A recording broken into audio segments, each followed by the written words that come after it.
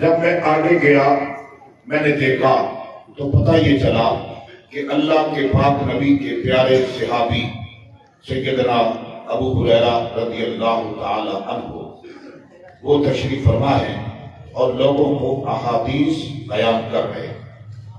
وہ فرماتے ہیں میں نے سیدنا ابو ہریرہ رضی اللہ تعالی عنہ سے یہ عرض کی کہ حضور آپ مجھے نبی پاک صلی اللہ علیہ وسلم کی کوئی ایسی حدیث سنائیں کہ جو آپ نے خود رسول اللہ صلی اللہ تعالی علیہ وآلہ وسلم سے سنی ہو، آپ سے سماعت کی ہو، سامنے بیٹھ کے سنی ہو، ایسی حدیث مبارکہ مجھے آپ سنائیں۔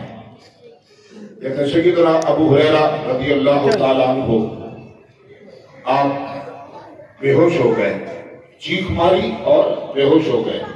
پھر جب ہوش آیا تو میں نے عرض کی حضور میں نے آپ سے عرض کیا ہے کہ مجھے کوئی حضور کی حدیث سنا دے۔ سیدنا ابو ہریرہ رضی اللہ تعالیٰ عنہ فرماتے ہیں کہ پھر بولنے لگے، پھر چیخ ماری اور پھر بے ہوش ہو گئے۔ پھر جب ہوش آئی تو فرمانے لگے کہ سنو، رسول اللہ صلی اللہ تعالیٰ علیہ وآلہ وسلم نے ایک دن منظر کا، قیامت کا منظر بیان کیا اور فرمایا کہ 3 لوگوں کا حساب، یہ روایت اور یہ بات اور میرے آقا کا یہ فرمان سمجھنے کا ہے اور اس کے بعد سوچنے کا ہے کہ ہم کہاں کھڑے ہیں۔ سیدنا ابو ہریرہ رضی اللہ عنہ فرماتے ہیں میرے آقا نے فرمایا کہ ایسے کرو کہ قیامت کا منظر میں تمہیں بتاتا ہوں کہ قیامت کے دن 3 لوگوں کا حساب ہوگا۔ حساب تو سب ہوگا لیکن آپ فرماتے ہیں 3 بندوں کا حساب میرے آقا نے بیان فرمایا، ایک حافظ اور ایک سخی اور ایک شہید۔ یہ 3 بڑی نیکیاں ہیں نا، یا تو قرآن کا عالم ہونا، اس پہ عمل کرنا، یہ بہت بڑی نیکی ہے اور اسے ہم بہت بڑی نیکی سمجھتے ہیں، یقیناً ہے بھی۔ اور دوسری نیکی جسے ہم بہت اچھا سمجھتے ہیں اور ہے یقیناً، وہ ہے کسی کا سخی ہونا، اللہ کی راہ میں خیرات کرنا۔ اور تیسری بڑی نیکی جسے ہم سمجھتے ہیں اور یقیناً ہے، وہ ہے اللہ کی راہ میں اپنی جان دے دینا، شہید ہو جانا۔ ان 3 لوگوں کا حساب قیامت کے دن اللہ کی بارگاہ میں میزان لگا ہوا ہے، ترازو لگا ہوا ہے، میرے رب کی بارگاہ میں حافظ کو، عالم کو پیش کیا جائے گا۔ میرا رب پوچھے گا کہ میں نے تجھے قرآن دیا، میں نے تجھے علم دیا، تو نے کیا کیا؟ کیا اس کا حق ادا کیا؟ عرض کرے گا پروردگار عالم تو نے مجھے قرآن کا علم دیا، میں نے قرآن پڑھا، میں نے اس کو سمجھا، اس پہ عمل کرنے کی کوشش کی، میرا رب پتہ ہے کیا جواب دے گا؟ فرمائے گا تو جھوٹ بولتا ہے، اور فرشتے بھی اس بات کی تائید کر دیں گے۔ میرا رب فرمائے گا کہ تو نے قرآن اس لیے پڑھا اور بڑے ذوق شوق کے ساتھ تو قرآن کی تلاوت کیا کرتا تھا اور دل میں تیرے یہ نیت تھی کہ لوگ مجھے بڑا قاری کہیں گے، بڑا عالم کہیں گے، بڑا زاہد کہیں گے اور میری تعریف کریں گے، اور تو چاہتا تھا وہ دنیا میں نے تجھے دے دیا، اب تیرا کوئی حصہ نہیں، جاؤ اسے جہنم میں لے جاؤ۔ الامان الحفیظ۔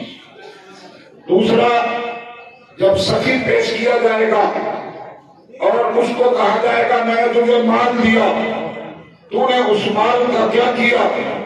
تو نے میرے بندوں پہ خرچ کیا، میری رضا کے لیے خرچ کیا۔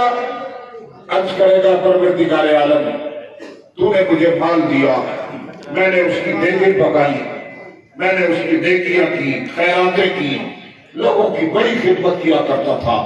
میرا رب فرمائے گا تو جھوٹ بولتا ہے، اور فرشتے بھی اس کی تعریف کریں گے اور کہیں گے پروردگار عالم یہ جھوٹا ہے،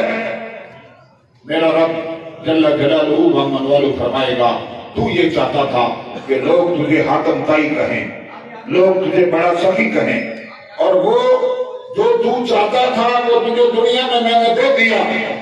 सारी दुनिया में तेरे नाम का डंका बज गया, जो तेरी तलब थी वो तुझे मिल गया, अब तेरा कोई हिस्सा नहीं, इसे उठा के जहन्नम में डाल दिया जाएगा। फिर उस शहीद को लाया जाएगा, उससे पूछा जाएगा, उससे भी यही सवाल होगा। वो कहेगा मैंने तेरी राह में अपनी जान दे दी। मेरा रब फरमाएगा तू झूठ बोलता है, इसलिए कि तूने तो इसलिए जंगें लड़ी थी कि लोग तुझे गाजी कहें, तुझे शहीद कहें, तेरा बड़ा मर्तबा हो, लोग वाह वाह करें, तेरे नाम के नारे लगाए, और वो सब कुछ मैंने दुनिया में तुझे दे दिया, अब तेरा कुछ नहीं। इन तीनों को जहन्नम में डाल दिया जाएगा। मेरे आका करीम सल्लल्लाहु ताला अलैहि वसल्लम ने इन तीनों नेकियों की रियाकारी करने वाले और दिखावा करने वाले उनको उनका आईना दिखा के फरमा दिया कि ये तीनों जहन्नमी हैं। मुसलमानों, यही वो बात है जो मेरे आका करीम सल्लल्लाहु ताला अलैहि वसल्लम ने अपने गुलामों को सिखाई कि एक छोटी सी नेकी हो और उसमें रियाकारी ना हो, वो अल्लाह की बारगाह में बहुत ज्यादा पसंद है। उस नेकी की बनिस्बत कि नेकियां तो बहुत हों लेकिन उसमें रियाकारी हो, दिखावा हो, नफ्स परस्ती हो।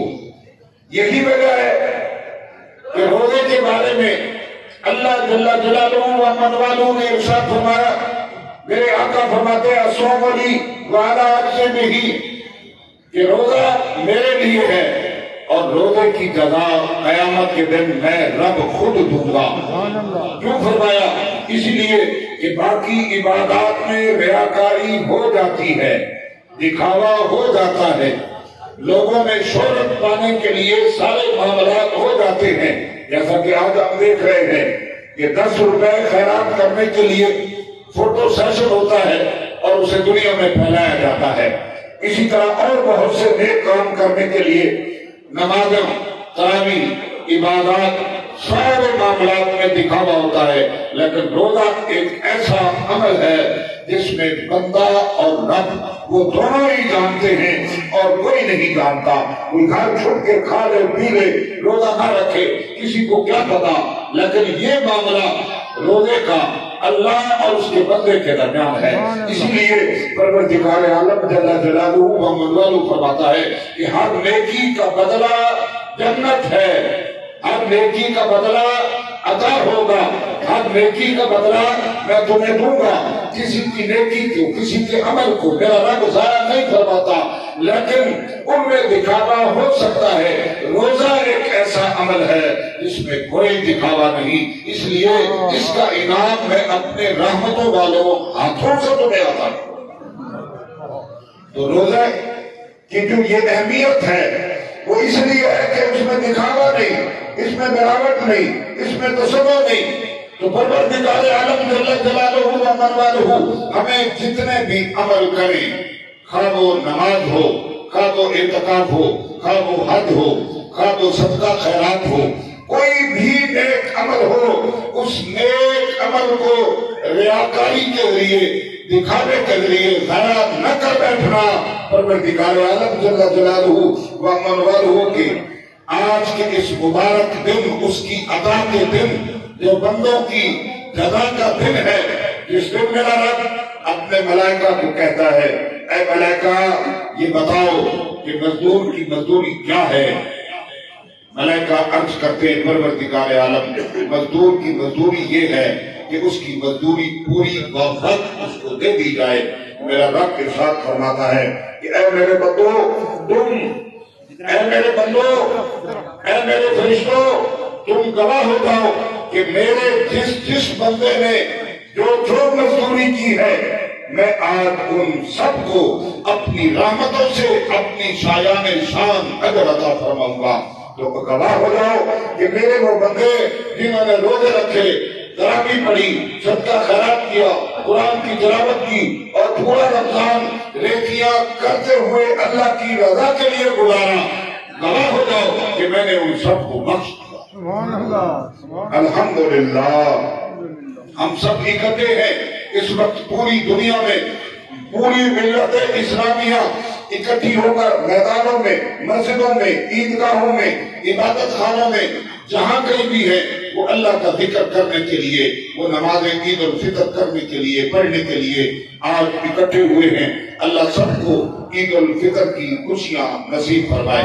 मैं फिर अर्ज कर रहा हूँ कि अल्लाह ने आज दो इबादतें हमारे जिम्मे की है, एक माली इबादत और एक बदनी इबादत।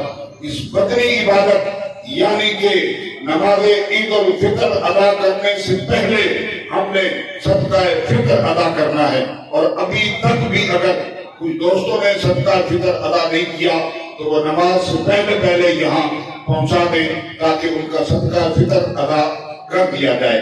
नमाज का वक्त हुआ चाहता है, सिर्फ 2 मिनट रह गए हैं।